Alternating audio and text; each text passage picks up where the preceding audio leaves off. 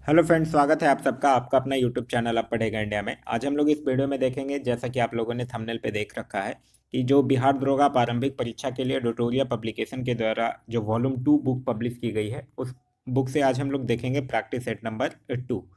यह जो वीडियो होगा वो पूरे एक्सप्लेनेशन के साथ सारे क्वेश्चंस हम लोग एक एक करके देखेंगे।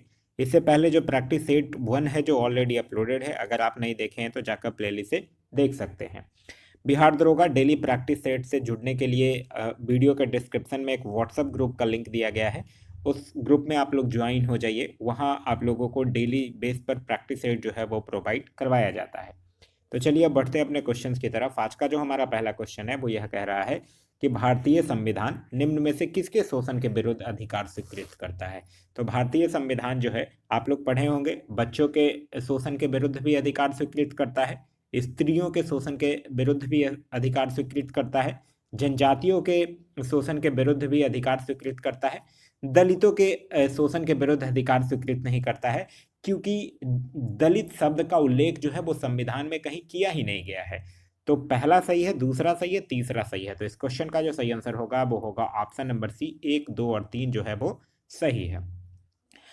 अब बात रही शोषण के विरुद्ध अधिकार की, तो शोषण से विरुद्ध अधिकार का अनुच्छेद एक है अनुच्छेद 23 और एक है अनुच्छेद 24। अनुच्छेद 23 क्या कहता है? अनुच्छेद 23 कहता है कि मानव के दुर्व्यापार और बालाश्रम का प्रतिषेध, और अनुच्छेद 24 कहता है बालकों के नियोजन का प्रतिषेध।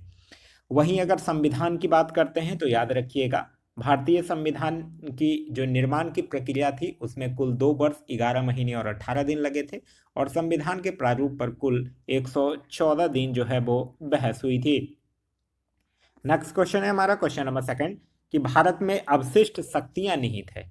तो भारत में अवशिष्ट शक्तियां जो है वो किसके पास निहित है? केंद्र सरकार के पास निहित है। क्योंकि आप लोग एक पढ़े होंगे अनुच्छेद 248। अनुच्छेद 248 यह कहता है कि अवशिष्ट शक्ति ऐसे विषय हैं जो संघ, राज्य या समवर्ती सूची में शामिल नहीं है, और यह जो है वो केंद्र सरकार में निहित की गई है।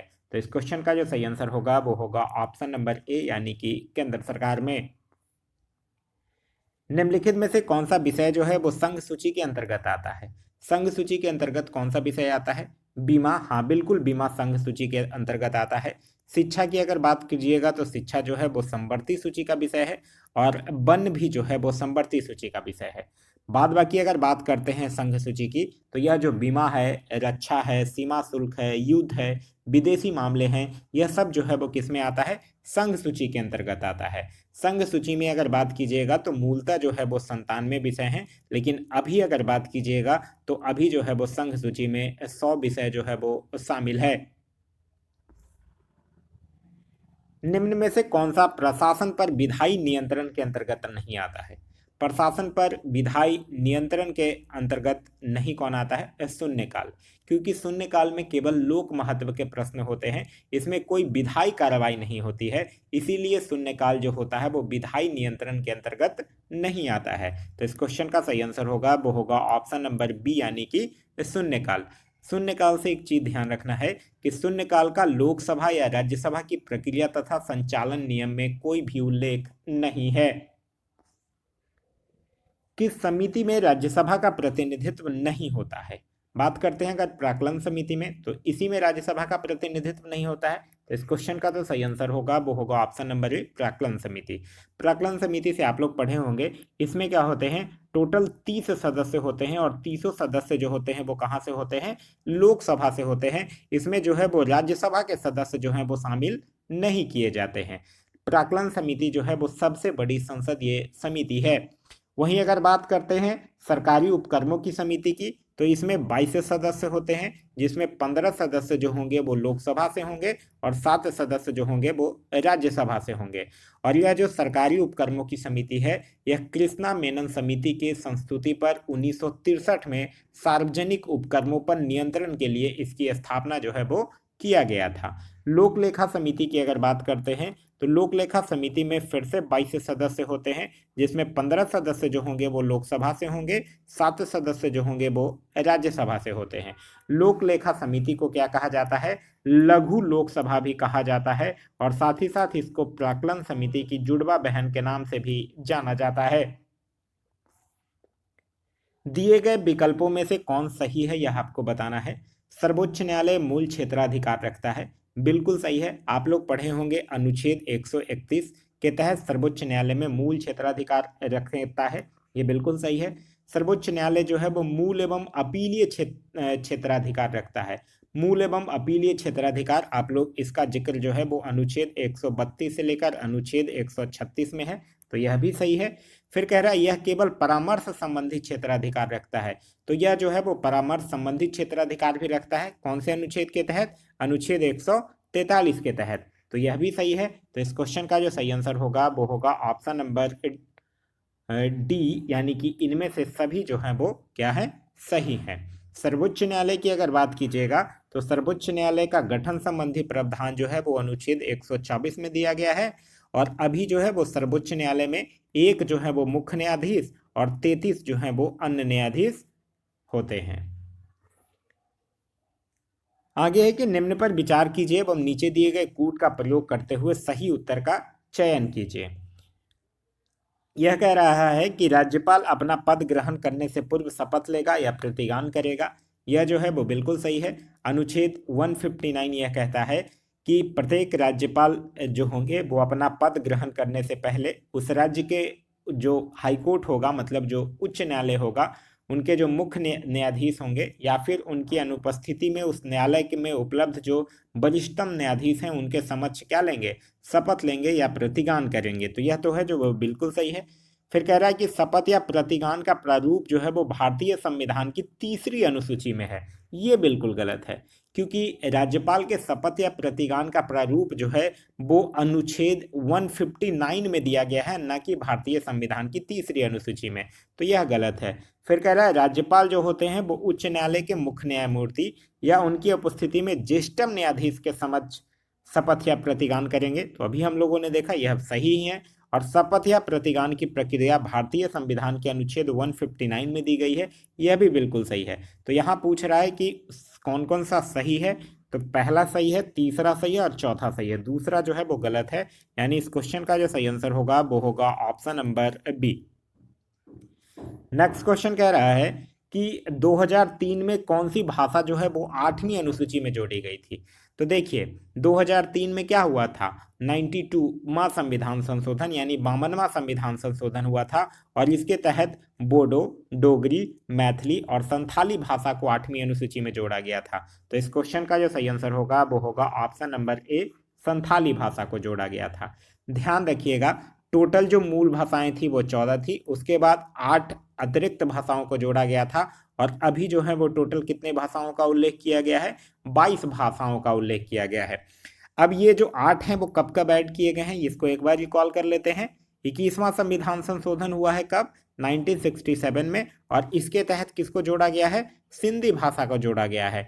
उसके बाद हुआ है 71वां संविधान संशोधन, ये कब हुआ है, 1992 में हुआ है, और इसके तहत मणिपुर, कोंकणी और नेपाली भाषा को जोड़ा गया है। और फिर 52वां संविधान संशोधन हुआ है कब, 2003 में, और इसके तहत मैथिली, संथाली, डोगरी और बोडो भाषाओं को जोड़ा गया है।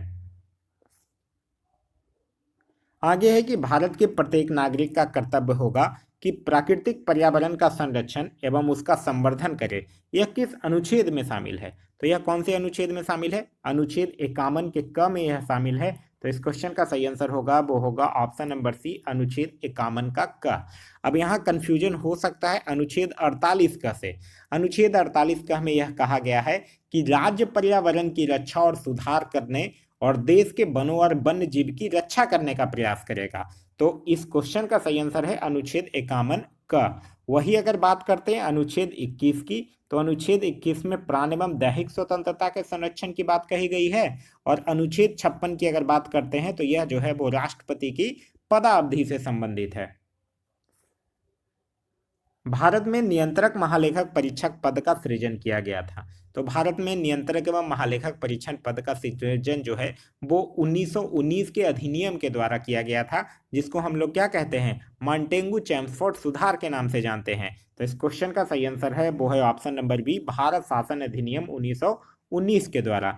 ध्यान रखिएगा भारत शासन अधिनियम 1919 के द्वारा ही केंद्र में द्विसदनात्मक विधायिका की स्थापना की गई थी। प्रांतों में द्वैध शासन प्रणाली का प्रवर्तन किया गया था।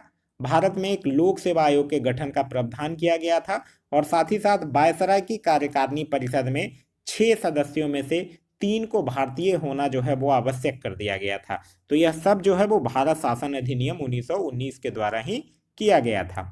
वहीं अगर बात करते हैं नियंत्रक एवं महालेखक परीक्षक की, तो नियंत्रक एवं महालेखक परीक्षक का विवरण जो है वो अनुच्छेद 148 से लेकर अनुच्छेद 151 में दिया गया है। और यह जो होते हैं वो सार्वजनिक धन का संरक्षक होते हैं और यह जो है वो सेवानिवृत्ति के पश्चात भारत सरकार के अधीन कोई भी पद धारण नहीं कर सकते हैं। प्रोजेक्ट टाइगर की शुरुआत कब हुई थी? प्रोजेक्ट टाइगर की शुरुआत जो हुआ था वो अप्रैल 1973 में हुआ था। तो इस क्वेश्चन का सही आंसर होगा वो होगा ऑप्शन नंबर सी, यानी कि अप्रैल 1973 में। जिम मंडल आरक्षित परिरक्षण क्षेत्र है, तो जिम मंडल आरक्षित परिरक्षण क्षेत्र कौन है? अनुवांशिक विभिन्नता के है। तो इस क्वेश्चन का सही आंसर होगा वो होगा ऑप्शन नंबर ए, अनुवांशिक विभिन्नता के। देखिए, जीव मंडल आरक्षित परिक्षरण क्षेत्र जो होता है वो अनुवांशिक विभिन्नता से संबंधित होते हैं। इसमें जीवों की अनुवांशिकता को बनाए रखने के लिए उन्हें संरक्षण प्रदान किया जाता है। निम्न में से कौन सा एक भारत के राष्ट्रीय जलवायु परिवर्तन कार्य योजना के मिशन में शामिल नहीं है? आप लोग पढ़े होंगे कि भारत के राष्ट्रीय जलवायु परिवर्तन कार्य योजना में टोटल 8 मिशन जो है वो शामिल है। सतत कृषि के लिए राष्ट्रीय मिशन शामिल है, सौर शक्ति भी शामिल है, अपशिष्ट से ऊर्जा परिवर्तन शामिल है, साथ ही साथ एक हरित भारत के लिए राष्ट्रीय मिशन, राष्ट्रीय जल मिशन, ये सब भी जो है वो शामिल है। मतलब टोटल 8 मिशन जो है वो शामिल है, जिसमें नाभिकीय शक्ति जो है वो शामिल नहीं है।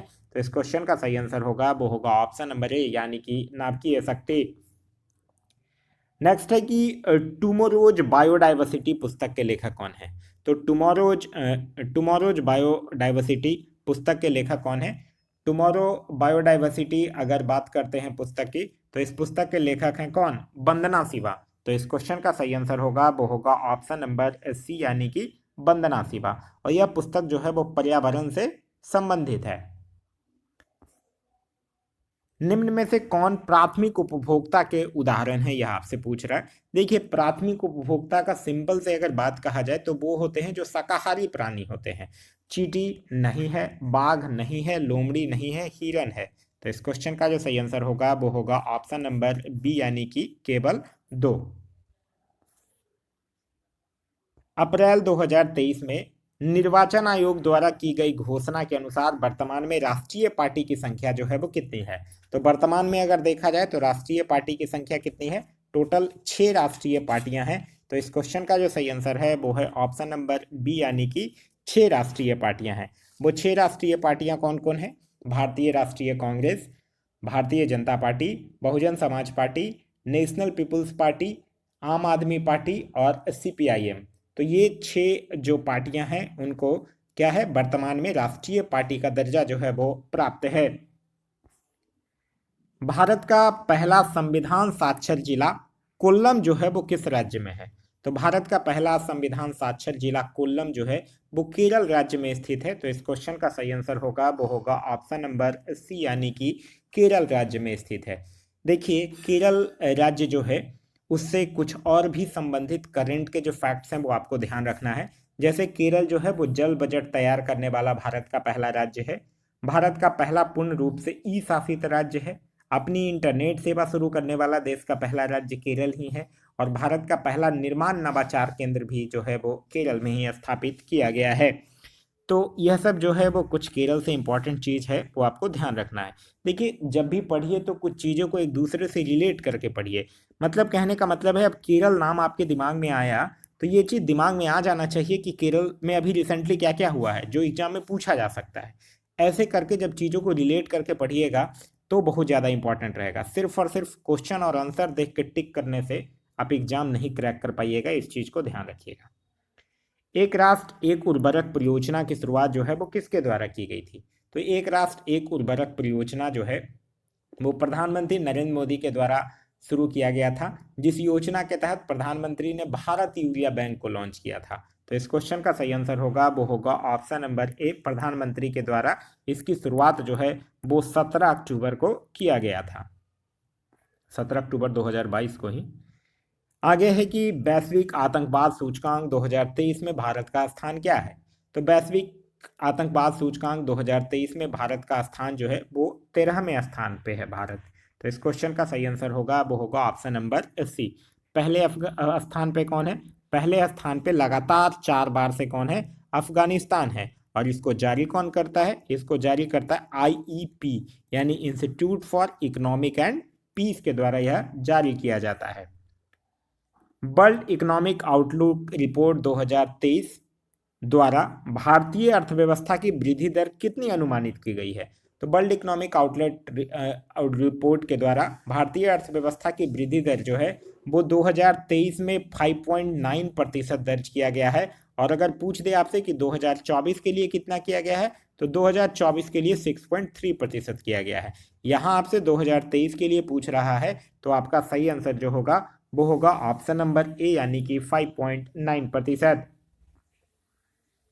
विश्व का प्रथम 3D प्रिंटेड रॉकेट का नाम क्या है? तो विश्व का पहला जो 3D प्रिंटेड रॉकेट है उसका नाम है टेरॉन फर्स्ट। उसको जो है वो अमेरिका के द्वारा प्रक्षेपित किया गया है। तो इस क्वेश्चन का सही आंसर होगा वो होगा ऑप्शन नंबर बी यानी कि टेरॉन फर्स्ट। भारत में व्यावसायिक तौर पर 5G सेवा लॉन्च करने वाली पहली कंपनी कौन सी है?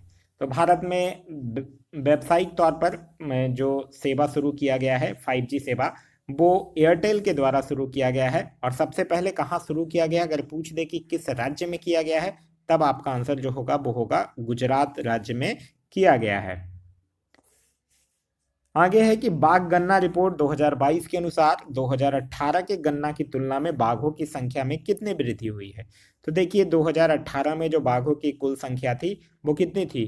2967 था। और अभी कितना है? 3167 है। तो टोटल लगभग 200 बाघों की इजाफा हुआ है। तो इस क्वेश्चन का सही आंसर होगा वो होगा ऑप्शन नंबर बी। लेकिन ध्यान रखिएगा, भारतीय वन्यजीव संस्थान के द्वारा जो रिपोर्ट जारी किया गया है उसमें बाघों की संख्या जो है वो 3682 बताई गई है।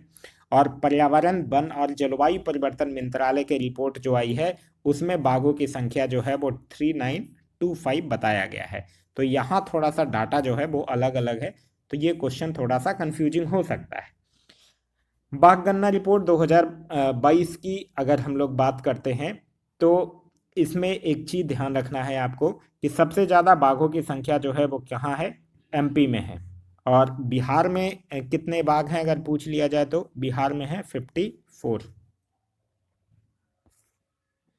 नेक्स्ट है कि अर्जुन पुरस्कार 2022 विजेता ओम प्रकाश मिथरबाल का संबंध किस खेल से है? तो ओम प्रकाश मिथरबाल का संबंध जो है वो निशानेबाजी से है। तो इस क्वेश्चन का सही आंसर होगा वो होगा ऑप्शन नंबर ए यानी कि निशानेबाजी से है। असीमा गोल्डन ग्लोब पुरस्कार 2023 में सर्वश्रेष्ठ अभिनेता का खिताब किसे दिया गया है? तो अगर असीमा गोल्डन ग्लोब पुरस्कार की बात करते हैं तो सर्वश्रेष्ठ अभिनेता का पुरस्कार जो है वो ऑस्टिन बटलर को उनके फिल्म एल्विस के लिए दिया गया है। तो इस क्वेश्चन का तो सही आंसर होगा वो होगा option number A Austin Butler. वहीं अगर आपकी बात करते हैं केट ब्लैंचेट की, तो ये केट ब्लैंचेट को सर्वश्रेष्ठ अभिनेत्री का पुरस्कार दिया गया है। और अगर आपसे पूछ दे कि सर्वश्रेष्ठ फिल्म का, देखिए सर्वश्रेष्ठ अभिनेता का तो खिताब इनको दिया गया ऑस्टिन बटलर को, सर्वश्रेष्ठ अभिनेत्री का खिताब दिया गया केट ब्लैंचेट को, और सर्वश्रेष्ठ फिल्म का अगर पूछ ले तो वो फिल्म का नाम है द फेबलमैन्स। क्या नाम है? द फेबलमैन्स फिल्म को सर्वश्रेष्ठ फिल्म का अवार्ड जो है वो दिया गया है। आगे है कि हाल ही में बांग्लादेश के नए राष्ट्रपति के रूप में किसे चुना गया है? तो बांग्लादेश के नए राष्ट्रपति कौन बने हैं? मोहम्मद शाहबुद्दीन चुप्पू। तो इस क्वेश्चन का सही आंसर होगा वो होगा option number C Mohammad Shahabuddin चुप्पू। यह जो है वो बांग्लादेश के 22वें राष्ट्रपति बने हैं। इनसे पहले जो राष्ट्रपति थे वो अब्दुल हमीद थे, मतलब इन्होंने अब्दुल हमीद का जगह लिया है।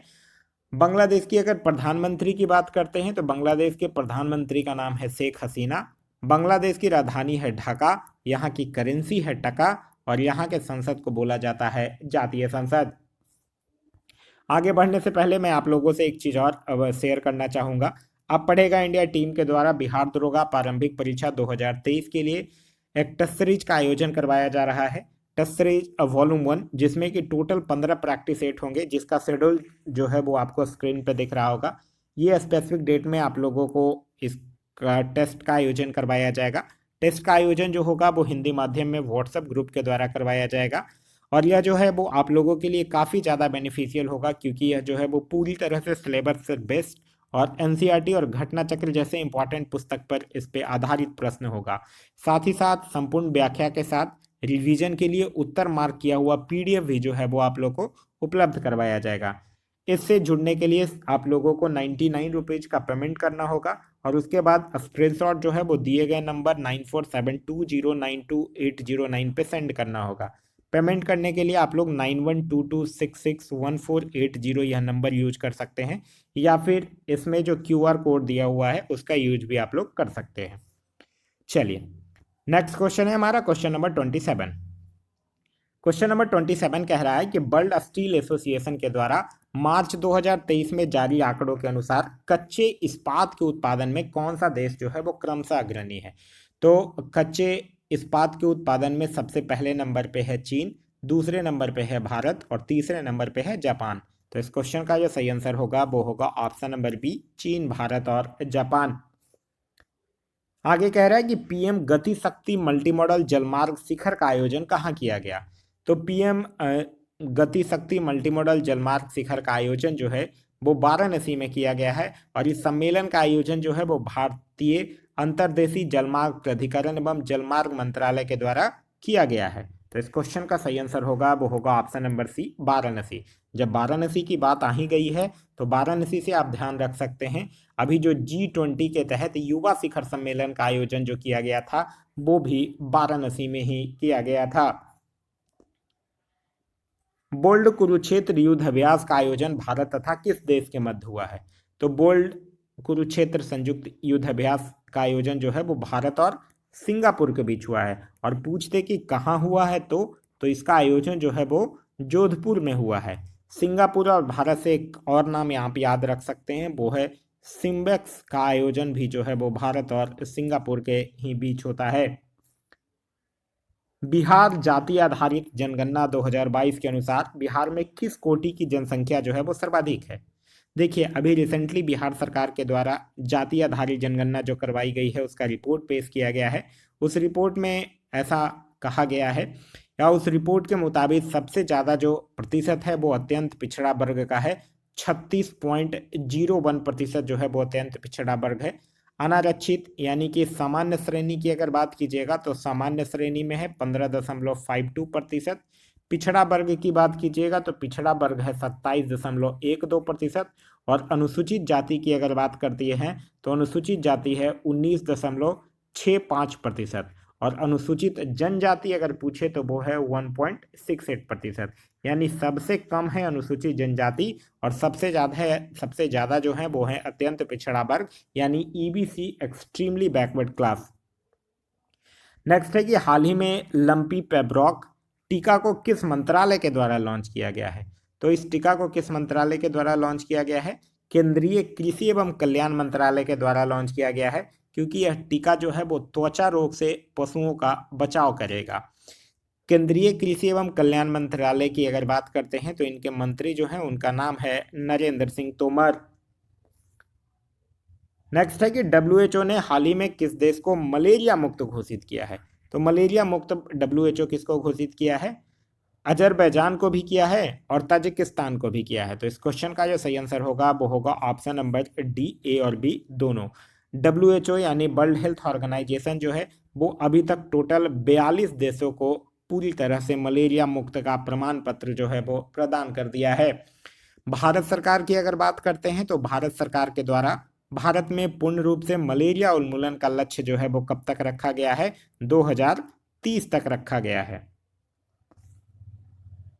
भारत के 16वें राष्ट्रपति द्रौपदी मुर्मू को कुल वैध मतों का कितना प्रतिशत मत प्राप्त हुआ है। तो द्रौपदी मुर्मू को कुल वैध मतों का 64.03% मत प्राप्त हुआ है और इनके जो विपक्षी उम्मीदवार थे वो कौन थे, यशवंत सिन्हा थे। तो इस क्वेश्चन का सही आंसर होगा वो होगा ऑप्शन नंबर सी, 64.03%।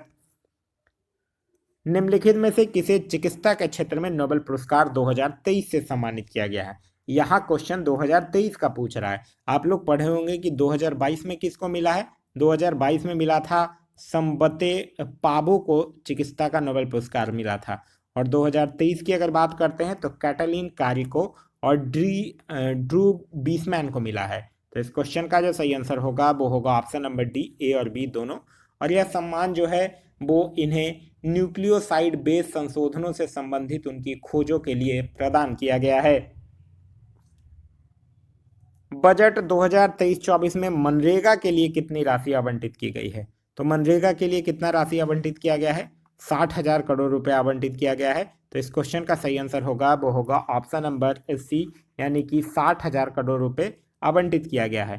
साथ ही साथ याद रखिएगा जो प्रधानमंत्री की किसान सम्मान निधि योजना है, जिसमें कि हर एक किसान को 6,000 रुपये तीन किस्तों में दिया जाता है सालाना। तो उसके लिए भी 60,000 करोड़ रुपए ही राशि जो है वो आवंटित किया गया है। मनरेगा की अगर बात कीजिएगा तो मनरेगा का फुल फॉर्म होता है Mahatma Gandhi national rural employment guarantee act. Bharat सरकार ने किस वर्ष तक देश को टीबी मुक्त करने का लक्ष्य रखा है? तो भारत सरकार के द्वारा टीबी मुक्त करने का लक्ष्य जो है वो कब तक रखा गया है? 2025 तक रखा गया है। तो इस क्वेश्चन का सही आंसर होगा वो होगा ऑप्शन नंबर सी, यानी 2025 तक। 2025 तक भारत सरकार के कुछ और भी लक्ष्य हैं, जैसे कि पेट्रोल में एथेनॉल को 20% मिश्रित करने का लक्ष्य, सभी गाँवों में ऑप्टिकल फाइबर बिछाने का लक्ष्य, 100 नए एयरपोर्ट विकसित करने का लक्ष्य, और साथ ही साथ भारत को $5 ट्रिलियन की अर्थव्यवस्था बनाने का लक्ष्य भी जो है वो भारत सरकार के द्वारा 2025 तक ही रखा गया है। नेक्स्ट है कि विश्व वन्यजीव दिवस 2023 का विषय क्या है? तो विश्व वन्यजीव दिवस 2023 का जो थीम है वो क्या है? वो है वन्यजीव संरक्षण के लिए भागीदारी। तो इस क्वेश्चन का सही आंसर होगा वो होगा ऑप्शन नंबर ए, वन्यजीव संरक्षण के लिए भागीदारी। और विश्व वन्यजीव दिवस जो है वो कब मनाया जाता है? यह जो है वो 3 मार्च को मनाया जाता है। ऑपरेशन गंगा पुस्तक के लेखक कौन है? तो ऑपरेशन गंगा पुस्तक के लेखक हैं तरुण पिथोड़े। तो इस क्वेश्चन का सही आंसर होगा वो होगा ऑप्शन नंबर बी, तरुण पिथोड़े। वही अगर हम लोग बात करते हैं सत्य व्यास की, तो सत्य व्यास से एक नाम याद रखिएगा पुस्तक की, बागी बलिया। बागी बलिया पुस्तक के लेखक कौन है? सत्य व्यास हैं। और वहीं अगर ज्ञान चतुर्वेदी की बात करते हैं तो एक पुस्तक का नाम याद रखिएगा, पागल खाना। पागल खाना पुस्तक के लेखक कौन है? ज्ञान चतुर्वेदी ही हैं। नेक्स्ट है बीसीसीआई यानी board of cricket control for India द्वारा आयोजित पहली महिला प्रीमियम लीग यानी WPL 2023 का खिताब मुंबई इंडियंस ने किसे हराकर जीता था? देखिए, यह इसका WPL का पहला संस्करण था। इसमें टोटल 5 टीमों ने भाग लिया था और इसका विजेता बना है मुंबई इंडियंस। और किसको हराकर जीता है? दिल्ली कैपिटल्स को हराकर जीता है। तो इस क्वेश्चन का सही आंसर होगा वो होगा ऑप्शन नंबर ए, यानी कि दिल्ली कैपिटल्स। विश्व बैडमिंटन चैंपियनशिप 2026 का आयोजन जो है वो कहाँ किया जाएगा? तो विश्व बैडमिंटन चैंपियनशिप का आयोजन कहाँ किया जाएगा? भारत में किया जाएगा। तो इस क्वेश्चन का सही आंसर होगा वो होगा ऑप्शन नंबर डी, इनमें से कोई नहीं। अगर हम लोग बात करते हैं इंडिया की, तो अभी ध्यान रखिएगा, अभी क्या चल रहा है? अभी चल रहा है 13वां विश्व कप क्रिकेट, जिसका आयोजन भी जो है वो कहाँ हो रहा है? भारत में ही हो रहा है। क्षेत्रीय ग्रामीण बैंक की स्थापना कब की गई थी? तो आप लोग एक नाम सुने होंगे, भंडारी समिति। यही भंडारी समिति की सिफारिश पर ही क्षेत्रीय ग्रामीण बैंक की स्थापना जो है वो 2 अक्टूबर 1975 को किया गया है। तो इस क्वेश्चन का जो सही आंसर होगा वो होगा ऑप्शन नंबर बी, 2 अक्टूबर 1975 को। नेक्स्ट है कि निम्नलिखित में से कौन जो है वो अप्रत्यक्ष कर का उदाहरण है? अप्रत्यक्ष कर क्या होता है? अप्रत्यक्ष कर एक ऐसा कर होता है जो कि सरकार के द्वारा आपूर्ति की गई वस्तुओं और सेवाओं के लिए करदाता पर लगाया जाता है। तो जैसे कि सीमा शुल्क हो गया, सेवा कर हो गया, GST हो गया, बिक्री कर हो गया, ये सब क्या है? ये सब जो है वो अप्रत्यक्ष कर का उदाहरण है। तो इस क्वेश्चन का सही आंसर होगा वो होगा ऑप्शन नंबर सी, यानी कि सेवा कर। छोटे व्यापारियों के लिए एकमुश्त आयकर योजना की सिफारिश किस समिति ने किया है? तो छोटे व्यापारियों के लिए एकमुश्त आयकर योजना की सिफारिश जो है वो चलैया समिति के द्वारा किया गया है। तो इस क्वेश्चन का जो सही आंसर होगा वो होगा ऑप्शन नंबर सी।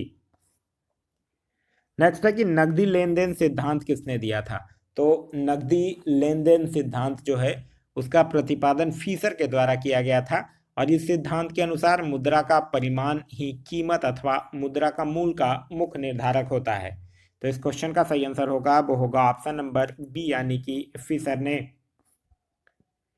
निम्नलिखित में से कौन सा राज्य जो है वो कृषि को उद्योग का दर्जा देने वाला पहला राज्य है? तो कृषि को उद्योग का दर्जा देने वाला पहला राज्य जो है वो है महाराष्ट्र। तो इस क्वेश्चन का सही आंसर होगा वो होगा ऑप्शन नंबर बी यानी कि महाराष्ट्र। अशोक के किस शिलालेख में आत्मनियंत्रण की शिक्षा जो है वो दी गई है? पहले अभिलेख में नहीं, क्योंकि पहले शिलालेख में पशु बलि की निंदा की गई है। दूसरे में भी नहीं, क्योंकि दूसरे में मनुष्य और पशु दोनों के लिए चिकित्सा व्यवस्था का उल्लेख किया गया है। 13वां नहीं, 13वां शिलालेख में तो कलिंग युद्ध का वर्णन है। छठे शिलालेख में आत्मनियंत्रण की शिक्षा दी गई है। तो इस क्वेश्चन का जो सही आंसर होगा वो होगा ऑप्शन नंबर सी यानी कि छठा। ध्यान रखिएगा, सर्वप्रथम अशोक के शिलालेख की खोज जो है वो 1750 ईस्वी में पी पैंथेलर के द्वारा किया गया था। सैंदव सभ्यता यानी हड़प्पा सभ्यता या सिंधु घाटी सभ्यता के प्रमुख स्थल आलमगीरपुर जो है वो किस नदी के किनारे स्थित है? तो आलमगीरपुर किस नदी के किनारे है? ये है कहाँ? यूपी के मेरठ जिला में स्थित है। और किस नदी के किनारे है? हिंडन नदी के किनारे स्थित है। तो इस क्वेश्चन का सही आंसर होगा वो होगा ऑप्शन नंबर बी यानी कि हिंडन नदी के किनारे। वही अगर हम लोग बात करते हैं भोगवा नदी के किनारे, तो भोगवा नदी के किनारे याद रखिएगा लोथल, जो कि गुजरात का अहमदाबाद जिला वाला है। और घग्गर नदी की अगर बात करते हैं तो घग्गर से याद रखिएगा कालीबंगन, जो कि राजस्थान का हनुमानगढ़ जिला वाला है। और रावी की अगर बात करते हैं तो रावी से तो सबसे मेन ही है हड़प्पा, जो कि पाकिस्तान के पंजाब प्रांत का साहिवाल जिला में स्थित है। नेक्स्ट है कि किस ब्राह्मण में गंधार, पंचाल आदि के राजाओं का उल्लेख मिलता है? तो यह किस ब्राह्मण में मिलता है? शतपथ ब्राह्मण में मिलता है। तो इस क्वेश्चन का सही आंसर होगा वो होगा ऑप्शन नंबर सी शतपथ ब्राह्मण। शतपथ ब्राह्मण में ही स्त्री को पुरुषों की अर्धांगिनी कहा गया है। शतपथ जो है वो यजुर्वेद का ब्राह्मण है और वैदिक साहित्य में ऋग्वेद के बाद शतपथ ब्राह्मण का स्थान जो है वो आता है। नेक्स्ट है कि देवपाड़ा अभिलेख का संबंध किस शासक से है? तो देवपाड़ा अभिलेख, देवपाड़ा से एक और नाम आप लोग सुने होंगे कि एक राजा जो था वो देवपाड़ा में एक शिव की विशाल मंदिर की स्थापना किया था। किसने किया था? विजयसेन ने किया था। तो देवपाड़ा अभिलेख भी किससे संबंधित है? विजयसेन से संबंधित है। तो इस क्वेश्चन का सही आंसर होगा वो होगा ऑप्शन नंबर बी यानी कि विजयसेन से संबंधित है। विजयसेन से ध्यान रखिएगा, विजयसेन जो था वो सेन वंश का प्रथम स्वतंत्र शासक था, जो क्या था? एक शैव धर्म का अनुयायी था। वहीं अगर हम लोग बात करते हैं, और भी अक्सर अभिलेखों पूछे जाते हैं एग्जाम में, जैसे जूनागढ़ अभिलेख का संबंध जो है वो रुद्रदामन से है।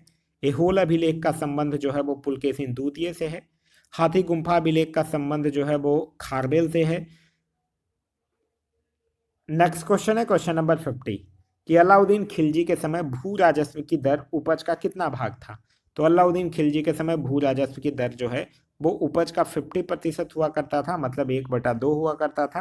तो इस क्वेश्चन का सही आंसर होगा वो होगा ऑप्शन नंबर बी यानी कि 1/2। अलाउद्दीन खिलजी से कुछ इंपॉर्टेंट चीजें हैं वो ध्यान रखिएगा। अलाउद्दीन खिलजी जो था वो मूल नियंत्रण प्रणाली को लागू किया था। साथ ही साथ इसने सिकंदर सानी की उपाधि भी धारण किया था। और दैवी अधिकार के सिद्धांत को भी अलाउद्दीन खिलजी के द्वारा ही चलाया गया था। यह जो है वो जमियत खाना मस्जिद, अलाई दरवाजा, सिरी का किला, हजार खम्भा महल का निर्माण करवाया था। इसने घोड़ा दागने, सैनिकों का हुलिया लिखने, सेना को नगद वेतन देने, अस्थाई सेना की नींव भी इसी के द्वारा रखा गया था। अलाउद्दीन खिलजी जो था वो दक्षिण भारत विजय के लिए मलिक कफूर को भेजा था और इसके शासनकाल में मंगोल लोग जो थे वो 6 बार आक्रमण किए थे। आगे है कि किसने वेदमार्ग प्रतिष्ठापक की उपाधि धारण किया था? तो वेदमार्ग प्रतिष्ठापक की उपाधि किसने धारण किया था? बुक्का प्रथम ने। तो इस क्वेश्चन का जो सही आंसर होगा वो होगा ऑप्शन नंबर ए बुक्का प्रथम ने। और ऑप्शंस की बात करते हैं, अगर हरिहर द्वितीय की बात करते हैं तो इसने महाराजा धीराज की उपाधि धारण किया था। देवराय द्वितीय की अगर बात कीजिएगा तो इसको गज बेटकर यानी हाथियों का शिकारी कहा जाता था। और साथ ही साथ इसने इमाड़ी देवराय भी जो है वो इसी को कहा जाता है। आगे है कि औरंगजेब द्वारा जजिया कर को पुनः किस वर्ष लागू किया गया था? तो औरंगजेब के द्वारा जजिया कर को पुनः लागू किया गया था 1679 में। तो इस क्वेश्चन का सही आंसर होगा वो होगा ऑप्शन नंबर डी। औरंगजेब से कुछ चीजें ध्यान रखिएगा। औरंगजेब का जो टेन्योर है वो कब से कब तक था? 1658 से लेकर 1707 तक। 1707 में औरंगजेब की मृत्यु हो जाती है। औरंगजेब जो था उसको जिंदा पीर भी कहा जाता था, क्योंकि यह जो था वो सुन्नी धर्म का अनुयायी था। और यह जो है वो बीजापुर को 1686 में और गोलकुंडा को 1687 में मुगल साम्राज्य में मिला लेता है। साथ ही साथ इस्लाम नहीं स्वीकार करने के कारण सिखों के जो 9वें गुरु थे, गुरु तेज बहादुर, उनकी हत्या करवा देता है। और इसने अपने दरबार में संगीत पर भी पाबंदी लगवा दिया था और सारे संगीतकार जो थे उनको यह छुट्टी दे दिया था। बंगाल में द्वैत शासन व्यवस्था की स्थापना किसने किया था? तो बंगाल में द्वैत शासन व्यवस्था की स्थापना जो है वो रॉबर्ट क्लाइव के द्वारा किया गया है। तो इस क्वेश्चन का सही आंसर होगा वो होगा option number A, Robert Clive. Robert Clive का जो कार्यकाल था वो पहला था 1757 से लेकर 60 तक, और फिर यह आया था 1765 में और रहा था कब तक? 1767 में। तो यह जो है वो रॉबर्ट क्लाइव का कार्यकाल था। रॉबर्ट क्लाइव से चीजें ध्यान रखिएगा। इसने बंगाल को समस्त क्षेत्र के लिए, बंगाल का जो समस्त क्षेत्र था उसके लिए 2 उप दीवान की नियुक्ति किया था। एक बंगाल के लिए मोहम्मद रजा खां और दूसरा बिहार के लिए राजा सिताब राय। यहाँ से क्वेश्चन डायरेक्ट पूछा जाता है कि इसने बंगाल के लिए किसको किया था और बिहार के लिए किसको किया था। तो बंगाल के लिए किया था मोहम्मद रजा खां को और बिहार के लिए किया था राजा सिताब राय को। साथ ही साथ रॉबर्ट क्लाइव जो था वो मुगल सम्राट शाह आलम द्वितीय को इलाहाबाद की संधि के द्वारा कंपनी के संरक्षण में ले लिया था।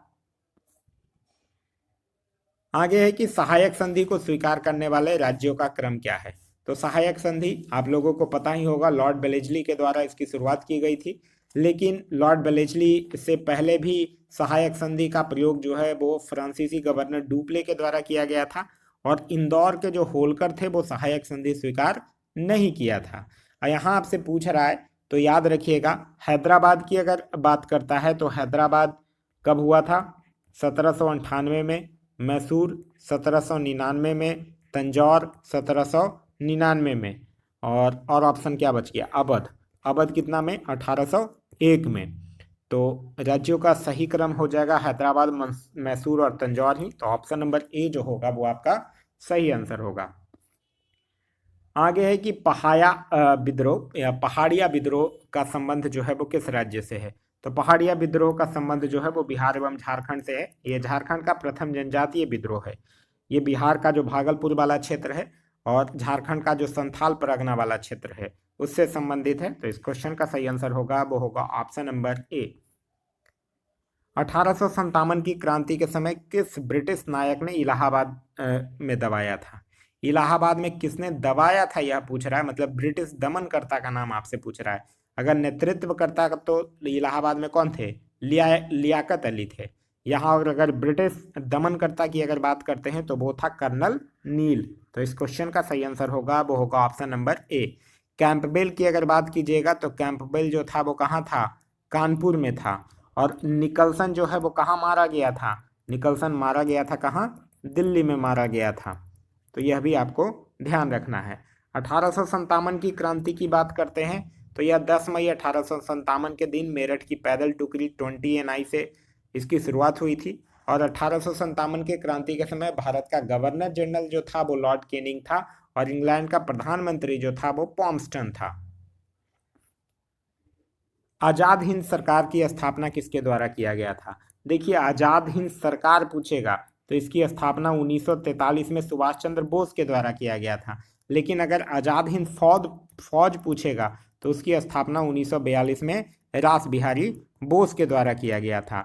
यहाँ आजाद हिंद सरकार पूछ रहा है तो 1943 में सुभाष चंद्र बोस के द्वारा किया गया था। तो इस क्वेश्चन का सही आंसर होगा वो होगा ऑप्शन नंबर बी।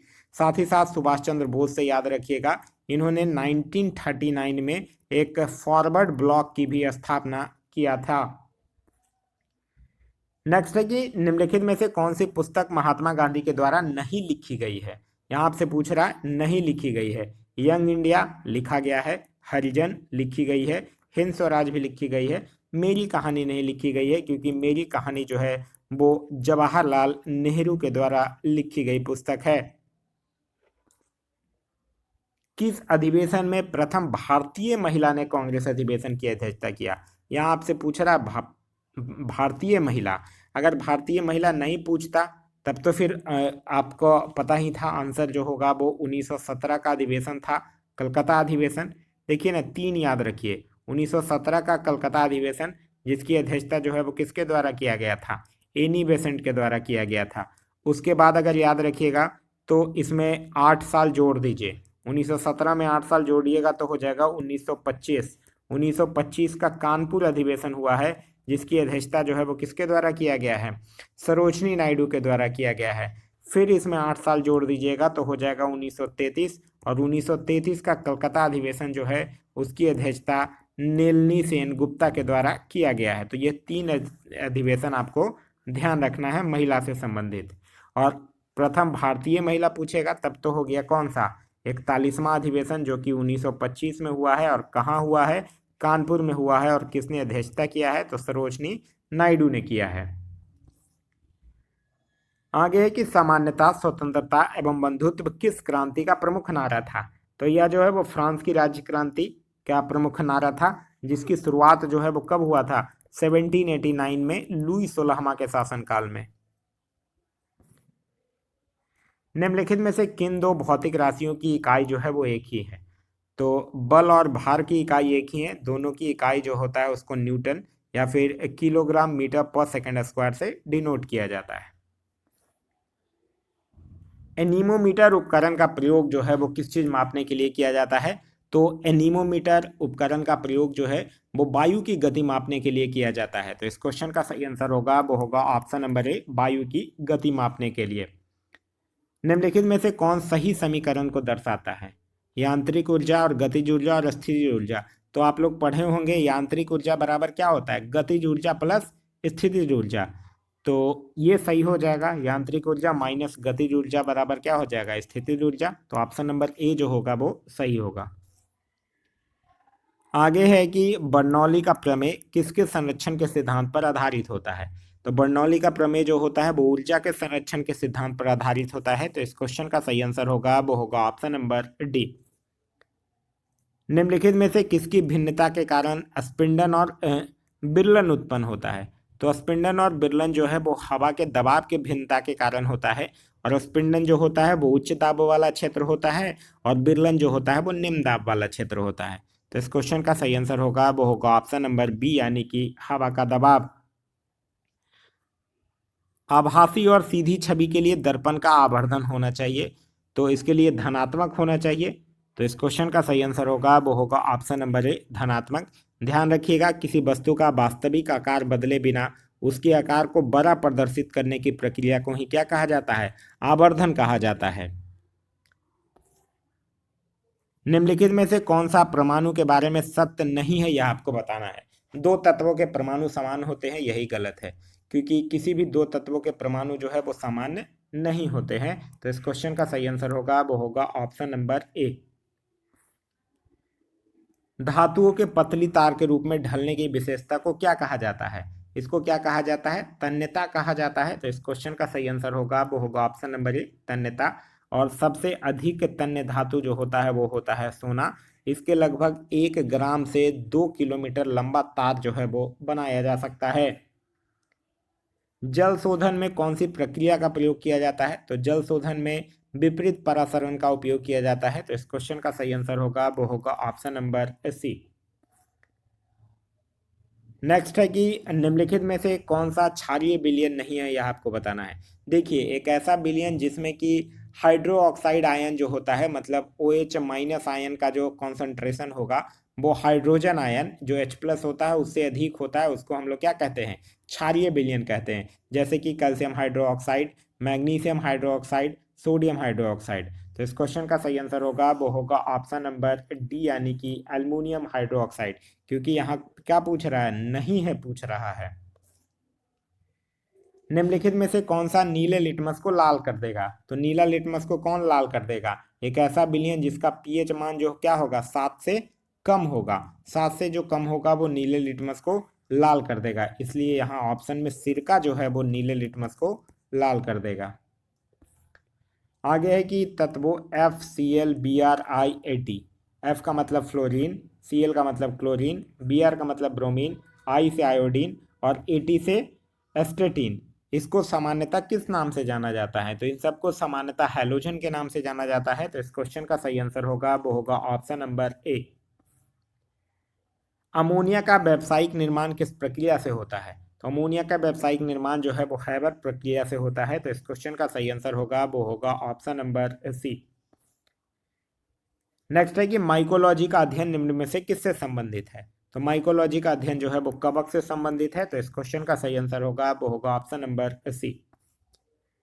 नेक्स्ट है कि निम्नलिखित में से कौन सा एक कोशिका में अधिक मात्रा में पाया जाता है? तो कोशिका में अधिक मात्रा में क्या पाया जाता है?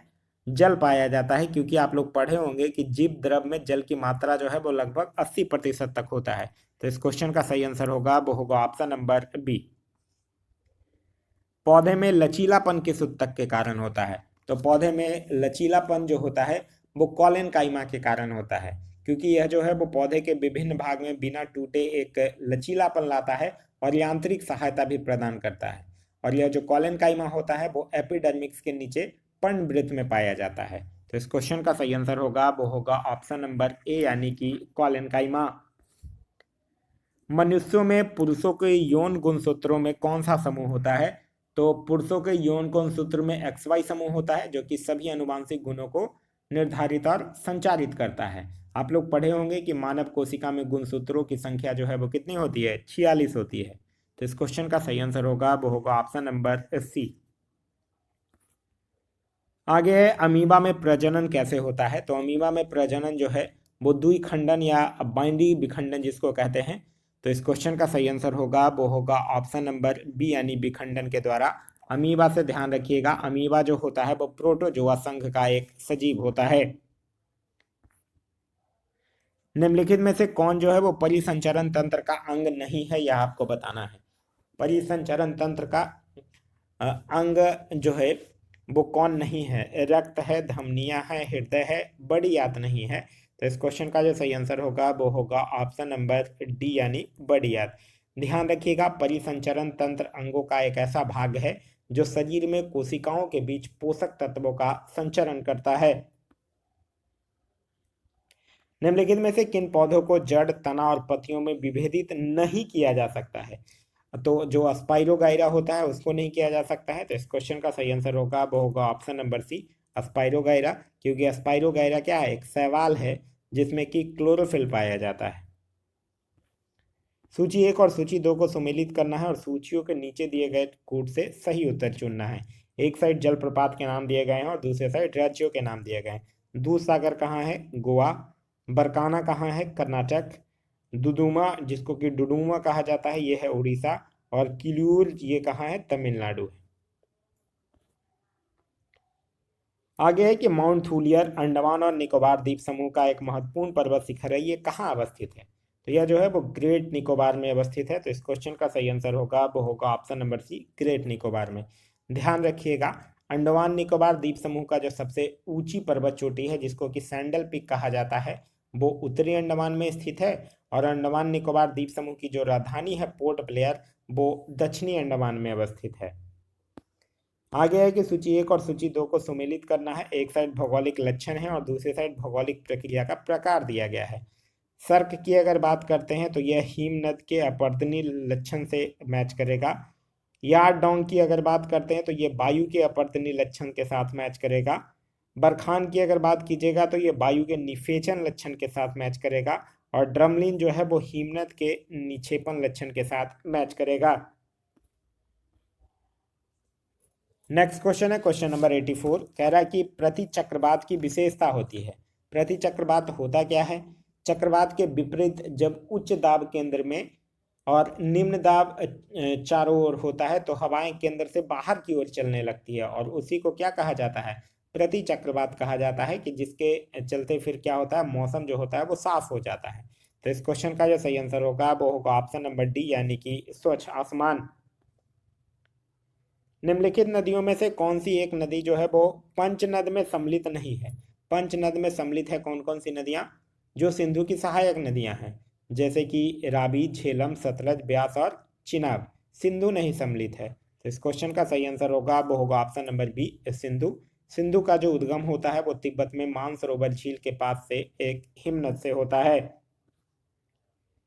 निम्नलिखित स्थानों में से कौन सा एक लौह खनन क्षेत्र नहीं है, यह आपसे पूछ रहा है।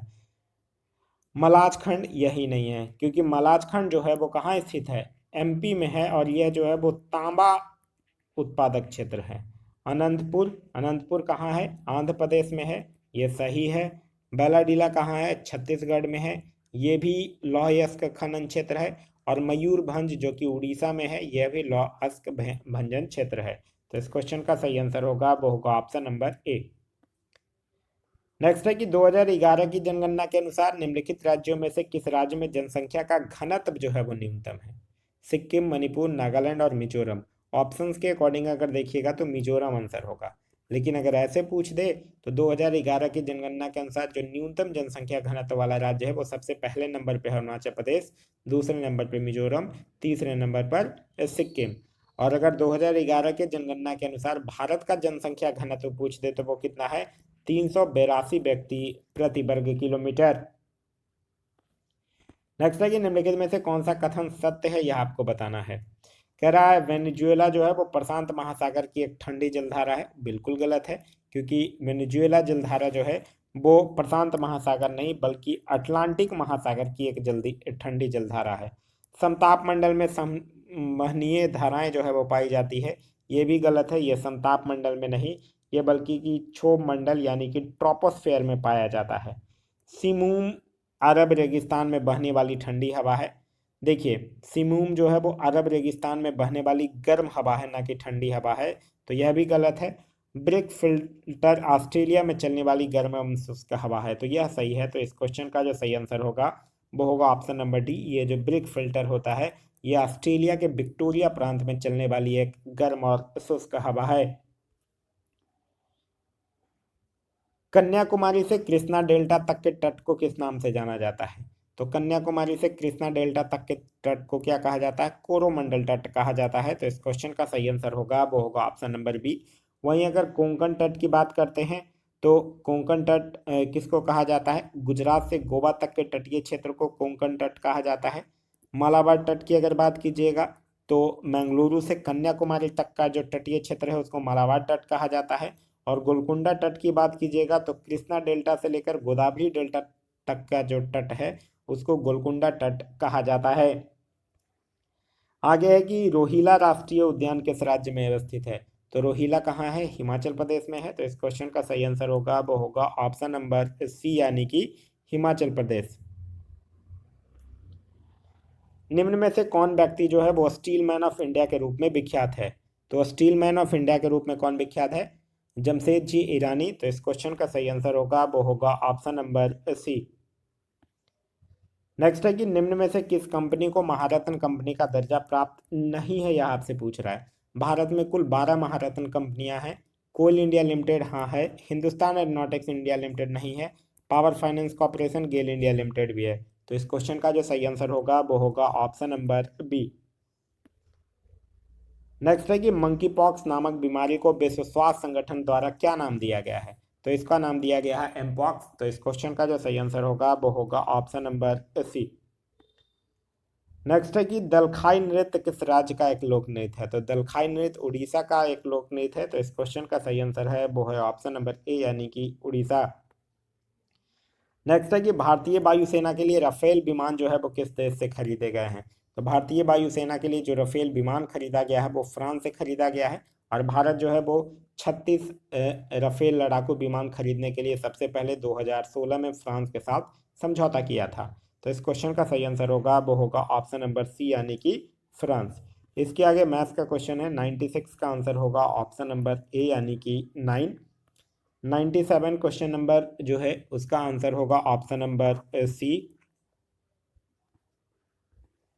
उसके आगे 98 जो क्वेश्चन है उसका आंसर होगा ऑप्शन नंबर सी। 99 की अगर बात कर रहे हैं तो ऑप्शन नंबर हो जाएगा बी। और क्वेश्चन नंबर 100 की अगर बात कीजिएगा तो इसका आंसर हो जाएगा ऑप्शन नंबर सी यानी कि 32।